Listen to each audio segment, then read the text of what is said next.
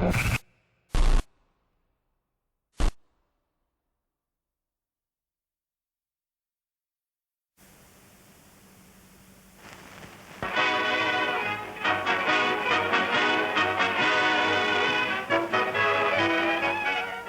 gira de propaganda política del candidato de las Fuerzas Revolucionarias y Progresistas de Guatemala, Coronel Arbenz, prosigue con todo éxito. Como corolario de este acto cívico de trascendental importancia para la vida política de Guatemala, el candidato de Unidad Nacional, Coronel Arbenz, pronuncia conceptuoso discurso en el que enfoca realísticamente los múltiples problemas de las comunidades indígenas, de las unidades de producción y de la ciudadanía en general, proponiendo soluciones que tienen por base la reforma agraria democrática como fuente de prosperidad y bienestar para todos los guatemaltecos.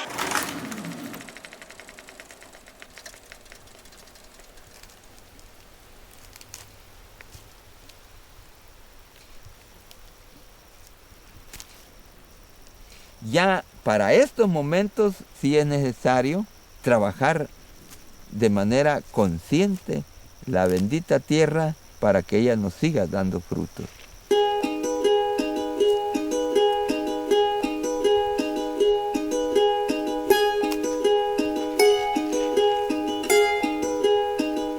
Sí creo que vamos madurando bastante porque de una u otra manera tenemos que defender los principios que nos propusimos en aquellos momentos, ¿verdad? De mantener la organización, de tener fuerza para poder ser escuchados.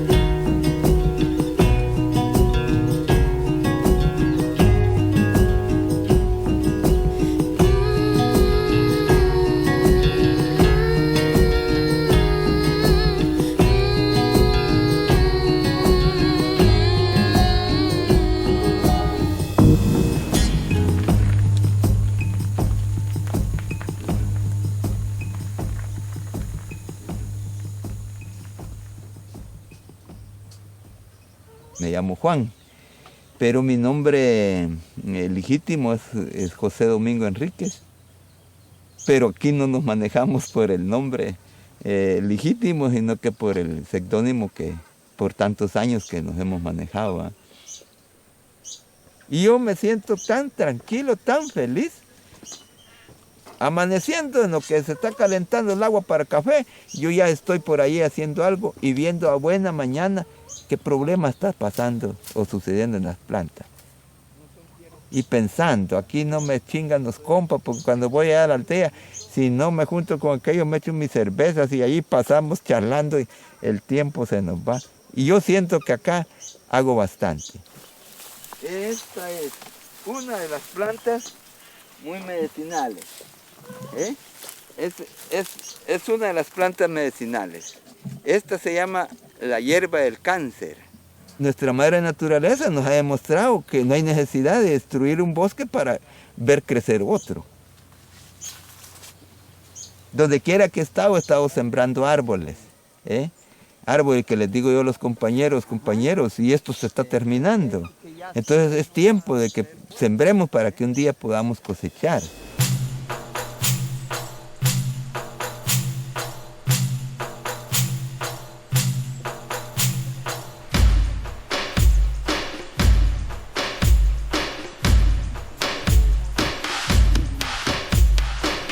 Mi nombre es Andrea Isabel Ischio Hernández, tengo 25 años, actualmente soy la presidenta de la Junta Directiva de Recursos Naturales de los 48 cantones de Totonicapán.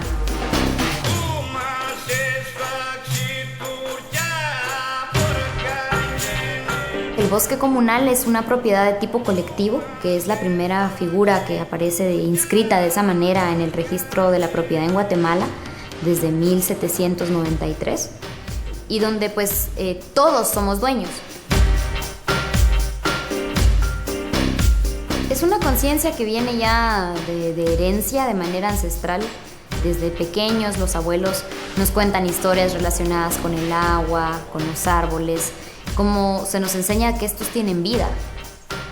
Una amenaza fuerte tiene que ver también con estos modelos impositivos que nos genera este modelo neoliberal y globalizado de producción de riqueza y de capital, que ve en los recursos naturales una fuente de dinero y no una fuente de vida como nosotros la vemos. South of the United States, the blue waters of the Caribbean Sea once were known as the Spanish Main. This was because pirates sailed along these shores. Today, fast white steamships travel across the Caribbean with cargoes more valuable than pirates' gold. And officers in trim white uniforms pick up their golden cargoes from a place we call Banana Land.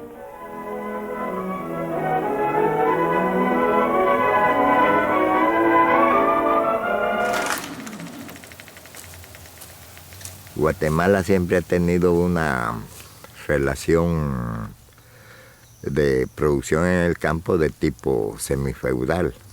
Por un lado grandes terratenientes y por otro minifundistas.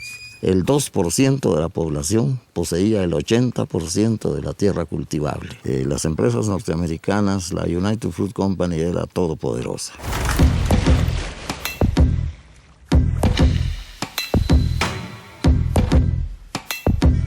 Los ferrocarriles internacionales de Centroamérica eran subsidiarias de la United Fruit.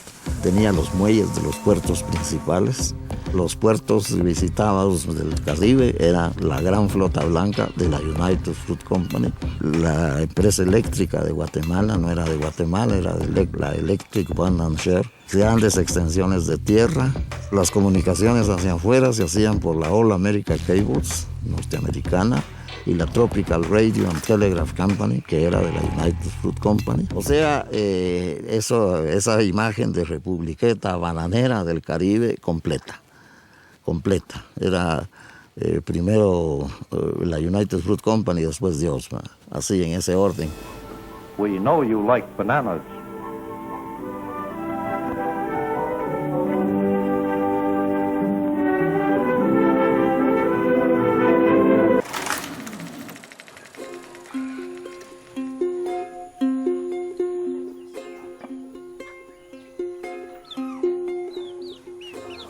Pues yo siempre agricultor, siempre trabajaba, sembraba maíz, sembraba nosotros el guineo, el plátano y muchas frutas para vender.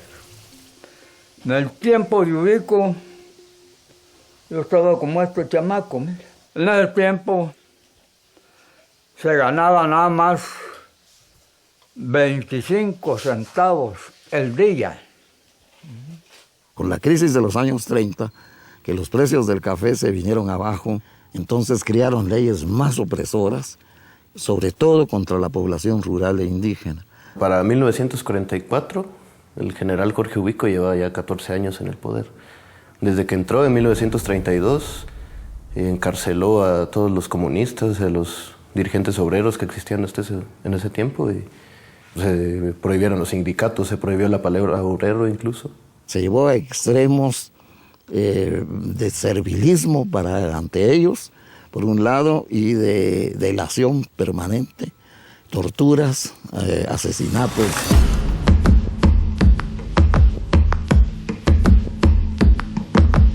Sol de los arenales, regada en sangre del bravo Saigüenque, grito que está volviendo en tu desbocado, otro pehuenche, en tu desbocado, otro pehuenche. Sin embargo, la Segunda Guerra Mundial cambió esta situación. Los Estados Unidos adoptaron la política del buen vecino y entonces esperaron que todos los países de América Latina los ayudaran en su esfuerzo de guerra. Cuando Ubico vio que ya no tenía el apoyo de los Estados Unidos, renunció. Después de una protesta en junio del 44, en la madrugada del 20 de octubre hubo una insurrección dirigida por los militares y con apoyo de civiles, principalmente estudiantes también. Y hay un civil en particular, un señor incluso de la clase alta, Jorge Toriello, que era amigo del capitán entonces, Jacobo Arbenz, que había sido un alumno distinguido en la escuela militar. Y a partir de ahí se forma una junta de gobierno, integrada por 2 militares y un civil, que eran Jacobo Arbenz, Francisco Javier Arana y Jorge Toriello. Llama a una asamblea constituyente, se llama elecciones. Se piensa en un candidato que no tuviera relación con ningún militar ni nada de eso. Ese es Juan José Arévalo, ¿no? Un civil que era universitario, que no tenía las manos manchadas de sangre ni nada y que no había vivido aquí. Era en ese momento el billete de la lotería premiado. Yo tenía 14 años, yo fui a ver eso. No se me olvida, no se me olvidará nunca. Pero en una ciudad donde nadie podía moverse, ver multitudes era una novedad, pues así.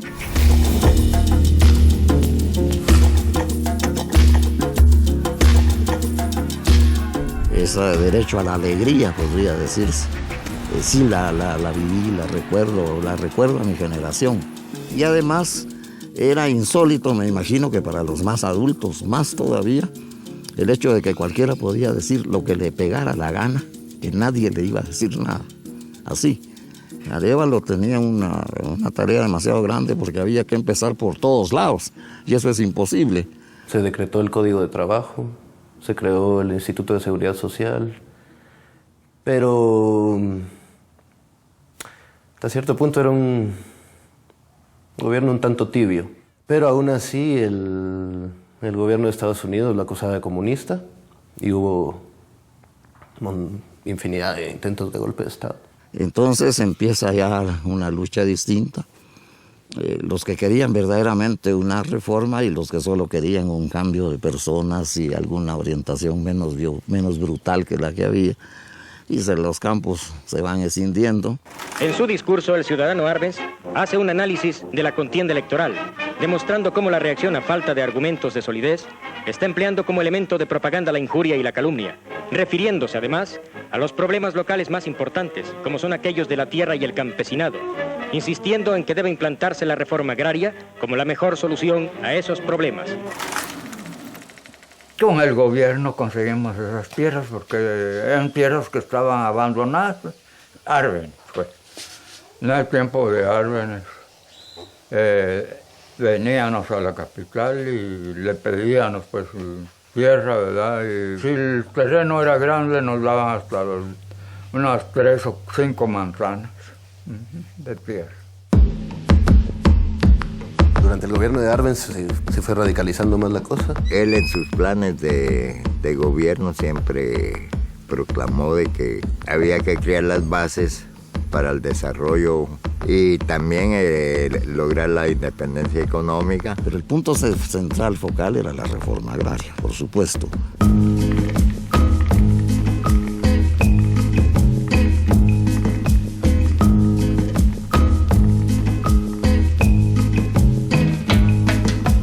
Las tierras ociosas, fundamentalmente, pero que eran utilizables, se podían expropiar mediante denuncia de los campesinos que vivieran en la región. La tierra no se daba en propiedad, en usufructo vitalicio, con el objeto de que no la vendieran para rehacer los latifundios, ¿no? Como había pasado en México. También se creó el Banco Nacional Agrario para respaldar económicamente, sobre todo a los beneficiarios de la reforma agraria con préstamos. Se pusieron agencias de extensión agrícola en la mayor parte del país, atendidas por agrónomos. Naturalmente, los más beneficiados fueron de las poblaciones mayas, ¿no? Este es un bosque antiguo. Hay árboles de 800, 500, 300 años y la mayoría son de conífera de pino. Hay pino blanco, pino colorado, ciprés, aliso, roble y el pinabete, que es como el Abies guatemalensis, que es el pinabete guatemalteco, que es como la especie pues única del país y única en el mundo. Ahorita vamos a ir a inspeccionar el área donde encontró el compañero la ramilla de pinabete.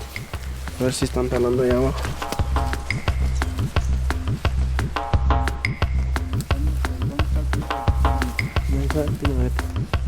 Tenemos la dificultad de que en los meses de noviembre y diciembre, por ser un árbol pues bastante hermoso, bastante vistoso y que también es aromático, muchas de las personas gustan de comprar tanto la ramilla como el árbol para utilizarlo como un elemento decorativo en el hogar, ¿verdad? Como árbol navideño. Como podemos observar, este es un pinabete ya como unos 25 años de edad, pero más sin embargo la gente tala y tala.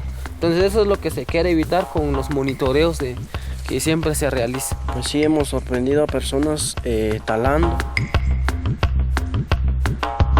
Esta es la semilla del pinabete. Yo no tengo la mayor experiencia cómo se procesa. El que sabe y conoce bien esta situación es don Agustín. Quizá. Yo soy viverista de 48 cantones. Mi nombre es Agustín Par Velázquez. Hay 5.520 los pinabetes. Sí, los pinabetes. ¿Usted lo cree o no lo cree? ¿Sabe qué, bacho? No tiene ramo. El hembra le va a enseñar.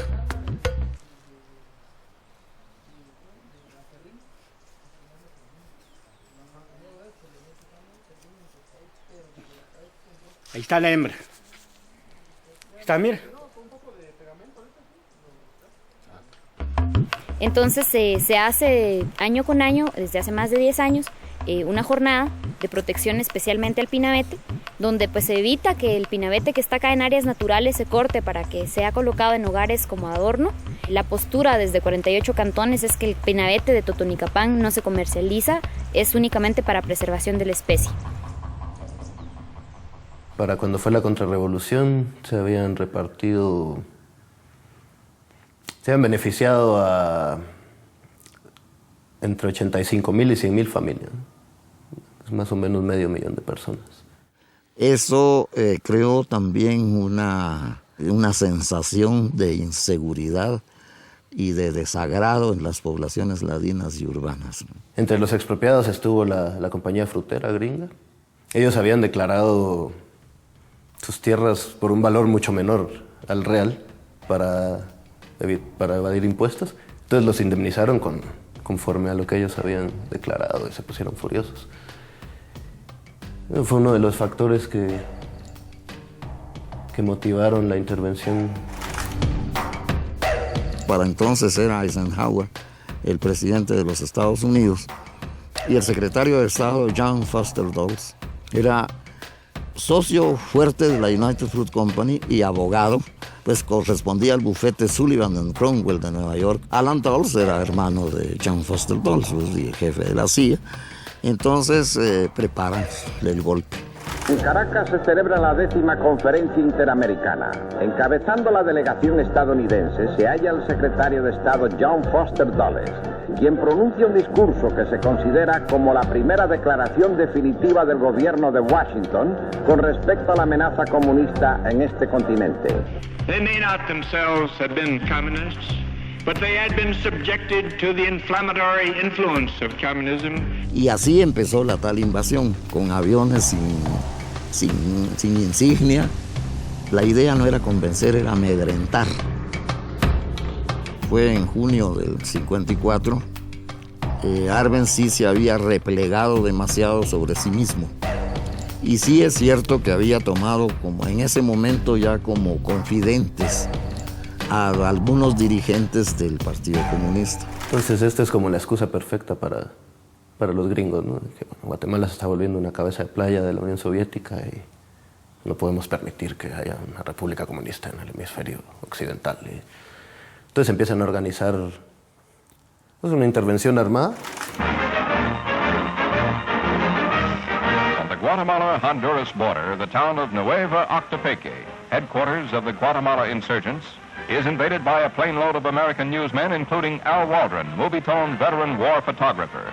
His camera catches a press interview with secondary anti-communist liberation leaders who, with maps, explain how they hope to capture the capital city. Massing for an advance against the communist-dominated forces of President Jacobo Arbenz Guzman, The Liberation Patriots are well equipped with small arms.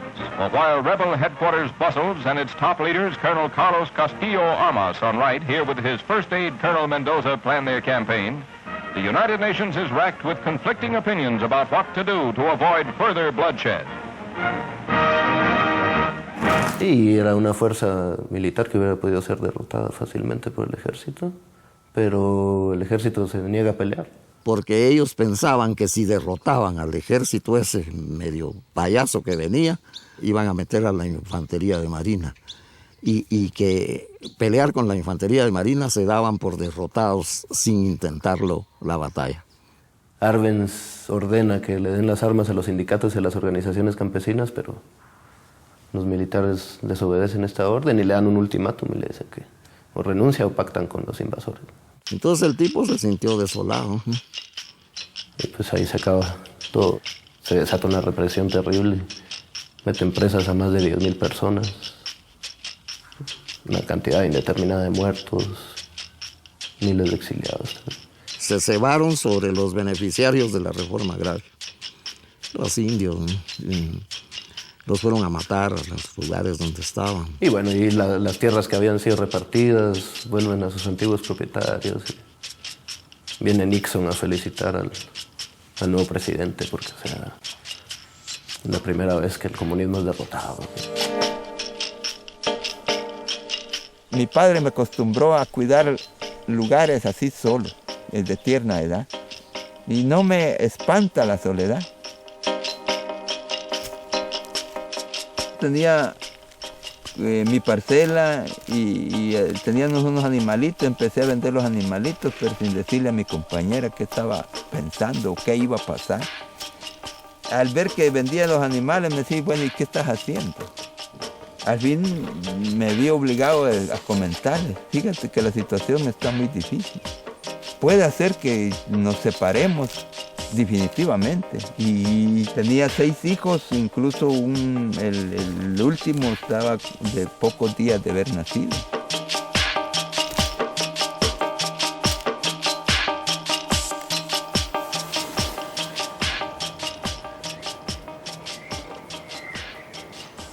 No se olvide que en aquella época, en la zona, en la región, predominaban las dictaduras militares fabricadas por el imperialismo, promovidas por él, y en ese sentido Guatemala era la excepción. Porque ya quedaban nada más la Unión Soviética y los Estados Unidos, los verdaderos victoriosos de la Segunda Guerra Mundial. Así que dijeron, bueno, Europa del Este, esfera de influencia de la Unión Soviética, América Latina, esfera de influencia de Estados Unidos, porque por tradición, desde Jefferson, América Latina es su patio de atrás. Los Estados Unidos históricamente han tenido 2 mecanismos fundamentales para ejercer su dominación. El primero son sus acciones unilaterales de fuerza. El segundo mecanismo de dominación de los Estados Unidos es la construcción de un sistema de dominación regional basado en el concepto de hegemonía. Eso quiere decir que los dominados asimilen la ideología y se hagan parte de su propia dominación.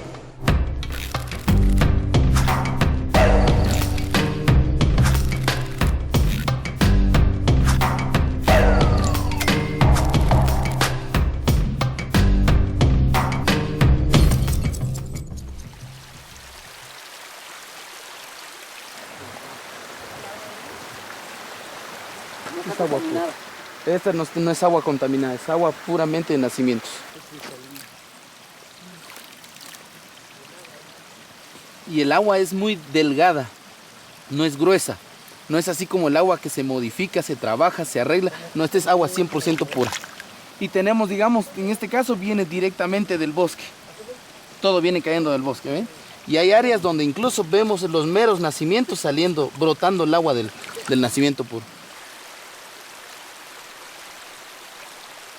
La presión política que hay sobre 48 cantones es muy grande, los intereses transnacionales son enormes, la voracidad de las empresas tampoco para. Supuestamente habían ya desde el 2007 2 licencias pues, que estaban en suspensión a la empresa Goldcorp y a su subsidiaria la mina Marlin para hacer exploración minera dentro del bosque comunal de Totonicapán. Sin embargo, nosotros durante el año encontramos gente que pertenecía a esas empresas dentro del bosque comunal haciendo paseos.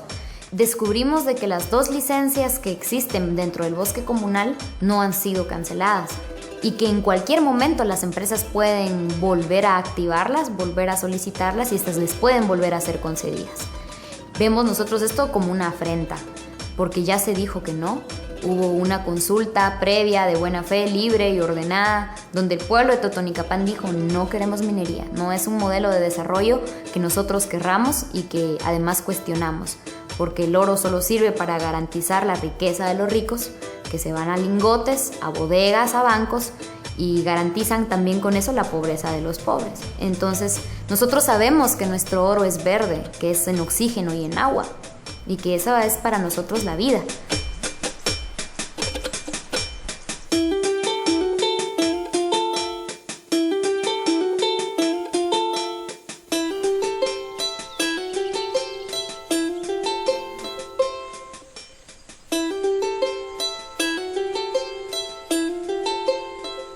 Y nos fuimos dando cuenta de que no era como los habían dicho al principio, que la guerra iba a tardar unos pocos meses. No, la lucha de una guerrilla contra un ejército es totalmente diferente que se agarre un país con otro, pues, ¿verdad? Esa cosa no se iba a terminar luego. Y que no era porque nosotros lo hayamos querido iniciar, sino que la guerra fue impuesta. Era un grupo de gente que estábamos armados y que todos éramos víctimas del mismo enemigo y uno se fue empezando a poner un cariño, un aprecio demasiado, que de allí nos moríamos a la par de otro compañero y de allí viene la palabra de compañeros. Fue una escuela, fue algo de que nos unió tanto. Que nos querían, de veras nos querían, nos cuidaban.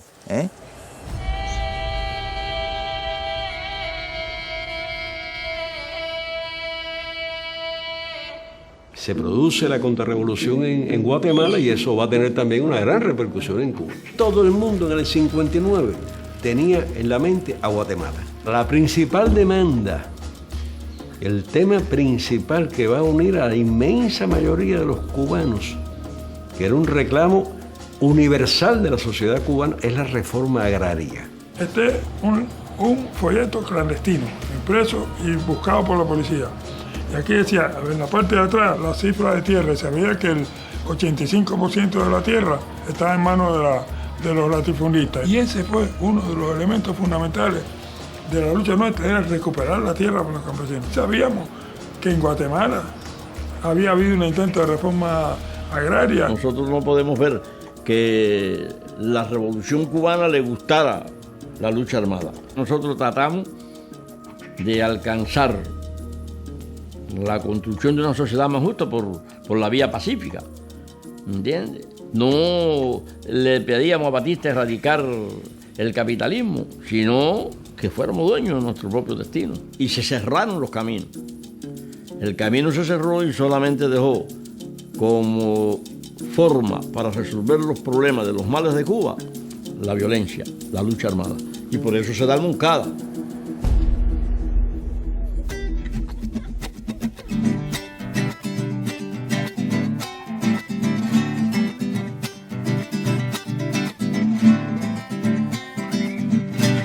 Estamos aquí reunidos para cantar una canción. Vamos a cantar toditos con todito el corazón. Si estamos así juntitos, vamos a cantar mejor. Vamos a cantar toditos con firmeza y con valor. A todo el mundo a resistir, a vencer o a morir. A todo el mundo a resistir, a vencer o a morir. Si quiere la paz, compadre, para eso hay que luchar. En el frente que más le cuadre, la cosa es echar a andar la tierra para el campesino, así lo dijo el abuelo. Primero morir, carajo, que estar en la aldea modelo. A vencer, o morir, a vencer o morir, a vencer o morir. Sí.